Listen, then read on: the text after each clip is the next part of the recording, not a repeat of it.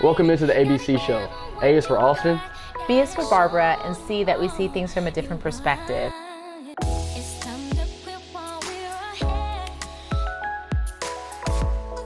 So we're talking about mental illness today, especially in the Black community, and trying to address the stigma head on so that we can then maybe just broker more conversations and encourage people to get the assistance that could really help them, make the difference between a lot of decisions. Yeah, right? Definitely beneficial. But this was your topic, so tell us why this was something that you wanted to talk about. Well, I wanted my family to go to therapy. My mom, my dad, my sister, my brother. I just wanted to go as a family. I think every family has its secrets, or everybody has their demons that they fight. And for me, I kind of saw that kind of piling up on us. I was like, hey, look, let's try therapy out. Really? Let's go where we can effectively communicate through all of our needs, problems that we have with each other, unresolved issues, childhood problems. Let's go and talk it out. And the first thing that my sister said was, oh, no, I don't do therapy. My dad, no, I don't need no therapy. My brother, no response. My mom, well, if you suggest it, then if you think we need therapy, I'll do it. But the whole stigma behind it, the whole energy behind it was negative. Right. The immediate reaction was Right. like, oh no, we don't do that. Right. And it's like, that's a benefit to have a therapist. Mm-hmm. It's beneficial to do that. And the fact that we didn't see that as beneficial, I think that is the stigma in the Black community. Especially in my family, that's just the stigma behind it, and we're losing out on resources because we're too prideful, or because we're ignorant of the benefits that come with therapy. So that was my idea behind it. I applaud you though for even coming up with the idea, and that may be truly a generational gap, and hopefully your generation will be more open to it, to even suggest it, because my generation is we're locked into, for the most part, Black men don't cry, they don't show weakness. So therapy is the farthest thing from our way of thinking about how to deal with things that we're dealing with. But the numbers don't lie. I think it was close to 7 million Black Americans who were diagnosable last year for some type of mental illness, or just dealing and coping, whether it's depression or anxiety. And I think one of the big things is we still associate that with being crazy, right? Mm-hmm. That there's some hospitalization that you need medication to manage so that you don't go out there and just lose it. But I think that is one of the big things that we've got to push against. Mm-hmm. I know we were talking earlier, and you do have a therapist, right? Mm-hmm. I do. So when I was younger, I know I used to get in trouble a lot, and I was just very hyperactive. And people were telling my mom to put me on Ritalin or Adderall, or that was the big thing. ADD and ADHD, yes. That was the big thing back in the 90s, early 2000s, was to put your kid on Ritalin if he was being a kid, pretty much. Mm-hmm. He has too much energy. I'm a kid. So I think that stigma goes to show too, like, don't put your kids on medicine. Like that's not a thing. You just have somebody that you can have to manage your mental, not just family and friends. Like no friend or family wants that person that always calls them with the issue, always calls them with the problem, always woe is me, like they're sad, depressed. No, we all go through things, but when you have a therapist, you have that one person that manages your mental for you. So that was the benefit that I saw in it. I don't have to call Larry all the time, or put that burden, it's not a burden, but put that burden on family members and friends, but just have somebody else to. You've called me with a few issues. Oh yeah. And we talk it out. And I've called him, right? So that's what friendship is. We do help each other through things. But to your point, Austin, going to a therapist, someone who is trained and licensed and really understands not just what's going on in our minds, but helping us on how to deal with it. Because if we talk about an issue, we're just giving each other what our backgrounds have taught us, like what we've seen our parents do and how they cope with different things. And other, we're all just the sum of our parts. Whatever we have seen or heard about, or whatever rhetoric we are allowed to kind of seep into our psyche, that's what we now use to cope with things in life. And that's what friendship is. But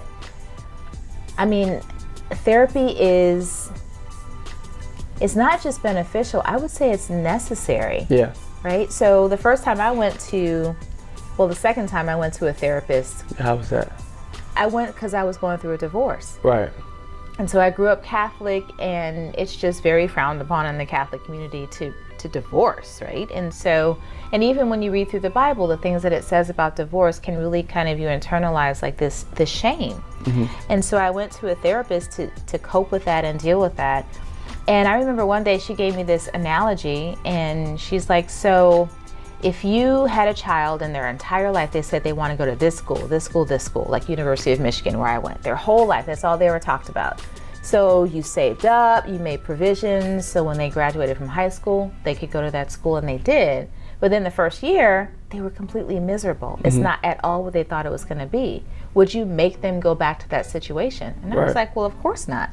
She's like, well, that's how God feels about his children. Right? It's that grace that he allows us because we think we know what we want, and then we get in situations and it's not at all what's good for us. Right. And he doesn't want us good. to stay in that. So I just bring You that. sure you're not a preacher? That was good. I'm just reciting what she said. Oh. And that's like, she was able to meet me where I was, which is another benefit. If you find the right therapist, they are supposed to be able to meet you where you're at. If you have Christian values, those should be evident in how they're talking to you and responding to you. But she saw where I was struggling with that anxiety about this negative stigmatized thing called divorce, and she met me right there and she helped me. That was like a huge breakthrough for me, right? And that's what therapy is. It helps us understand how to deal with stuff that's affecting all of us. Right. We all go through some type of rejection. Every single person does, right? How you deal with that really kind of determines the trajectory of how you deal with things that are more serious. And it does start when we're children. Right, it does. And for me, therapy, just to give you an example of it, it literally opens up from your heart to your brain. You just throw everything out there, completely confidential. For me, I wanted an African-American lady or male that had the same or similar background as me growing up, to really get to the core of, just similarities. Like, if you grew up the same with somebody, they know like this isn't looked at as like, oh, you're angry or oh, you're sad. Like, they understand your emotion, they understand your facial expression, they understand, they just understand things a little bit differently. That's for anybody to go to somebody that looks like you are going through the same things that you have gone through, not discrediting anybody else, but that made me feel comfortable as well, to know somebody had the same background as me, the same religious values that I hold. And she's motherly to me. My lady's name is Constance. My lady's name is Constance. My therapist's name is Constance. And she's patient. She'll sit there, she'll listen, and you pretty much have the answers already, but you just kind of need that person to affirm it or to reassure it. I'm so glad you said that, Yeah. right? Yeah. So that's one of the things that I think might also hurt us and help us. So a lot of times we have the answers to what we're dealing with or going through, right? A therapist helps us understand how to bring that out in the right way. And normalize it. Right? And make it just part of who we are and how we behave. But I think one of the things that I was reading about, like the National Alliance on Mental Illness is one of those great resources, because they focus a lot of their articles on the stigma in the Black community. And it's kind of that, I don't need therapy because I can handle it. I know what the answer is. I'm going to do it. We can know the answers, but we might not be able to implement them, right? Or we might not think that it's culturally appropriate for us to solve a problem in this way, right? And so I think of therapists as really an extension of your friends. They're just the ones who are paid to listen to you. Right. But another thing you said that I really want us to stress is you pick your therapist. You pick your therapist. Right? You interview them just like you would interview anyone else to be in your inner circle. When you go out and you're like hanging out and you see someone you vibe with and you guys end up being really good friends, the whole time leading up to you guys being really good friends is basically an interview. You're seeing how they act, how they respond, if they're there for you, what they call on you for. It's the same thing with a therapist. So one of my cousins is a therapist, and she told me about this a couple of years ago, that people need to know you interview them. That whole consultation is not just for them to find out who you are. You got to find out who they are so that they can meet you with those same values. Find somebody who's going to be gentle with your mental. Oh, I like that. Is what I Gentle say. with your mental. Yeah, be gentle with your mental, and go to therapists. Like, I mean, go to therapy. It's good. Like, you're not crazy if you have a therapist. You're crazy if you don't have a therapist. Now, in your, like you said, you brought it up to your family. Is that something that you hear your other friends being open about? No, I actually heard Jay-Z and Kanye talk about it. Oh, really? Yes. Jay-Z has a therapist, Kanye has a therapist. Those are people that really move me and influence me and impact me. So it was just like, yeah, Jay-Z said it, he normalized it for me. Kanye normalized it for me. Now Kanye is a different story. We're gonna leave that right there. Kanye actually does have some issues, but we all do. And to have that representation, especially in our Black community, to have that, is saying, okay, if Kanye is our benchmark for what people call crazy, okay, fine. At least he's handling it. Right. And he's holding himself accountable to it. We have a lot of people out here who don't even know they're crazy or have a depression or anxiety or suffer through things, and they're out here functioning through that. And it's like, no, handle it. Like, don't walk out here being like that. Like, handle it. Because when you don't handle it, you're making decisions that affect other people. Right. And that's selfish. It is. It is. The very first time I went to a therapist, I gotta admit, I was like, what the? You know, like, it really is like you see in all the movies and the shows. The room is not bright. It's a little bit dim, right? Depending on who your therapist is. There's a chair, or there's like the lounge chair. And you basically sit there. I mean, I literally sat there like this. And she was all comfortable and had her little notepad looking over the glasses. It was exactly that. And I was like, okay, like, what now? And she's like, so she would ask a couple questions, but you do most of the talking and they sit there. And I gotta admit, when she started taking notes, I was like, wait a minute, am I failing a test here? Like, what's going on? So they're asking constructive questions. Yes. To pinpoint exactly what the issue is, how you're feeling, and then they give you tools and homework to go back and think through. So for me, my first time was, I was battling with depression. For me in my football journey, it's tough. It's rough emotionally, it's unstable.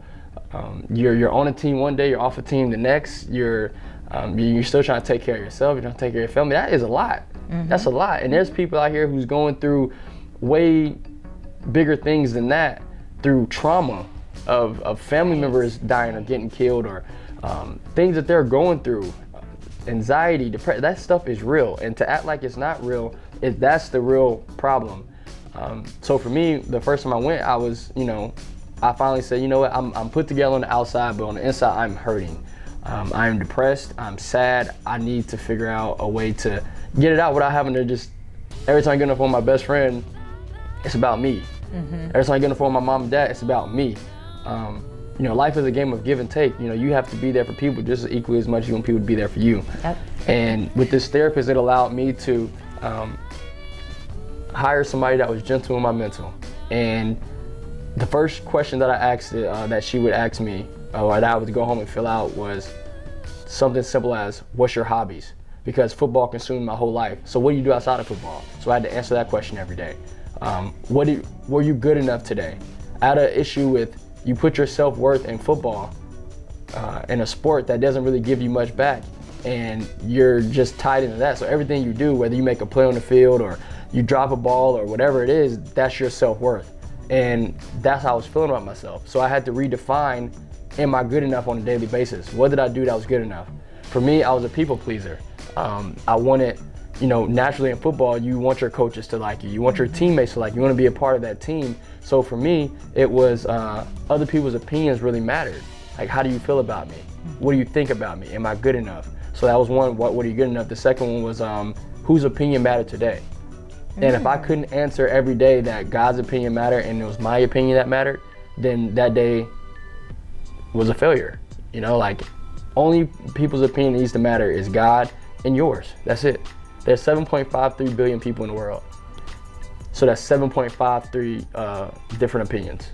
The only one that matters is yours. That's it. The last question, or she asked me two more questions, was how can you improve tomorrow? And you would have to write this out on a journal every night for as long as you needed to, and just keep affirming yourself. That's what it is. You just keep affirming yourself and confirming your actions, your thoughts, and it just makes it really healthy. As you can see, there's so much to talk about when it comes to mental health. And I love that we call it health versus illness, because it is part of our overall well-being and taking care of ourselves. And that can be nothing but a good thing. In fact, I'm going to take a page out of your book and find a therapist who is just someone who's there for me all the time versus when I'm having a traumatic situation. And if cost is a prohibitor, check with your employer, right? Because there could be options there where they cover that and people at work don't know. Right. Maintenance. We all have our demons. I battled through depression. I have a therapist. You should have a therapist. Find somebody that's gentle with your mental. It's okay. It's okay, and it's cool. And it's all love. It's always love. All right, we'll catch you next time, folks. It's time to quit while we're ahead.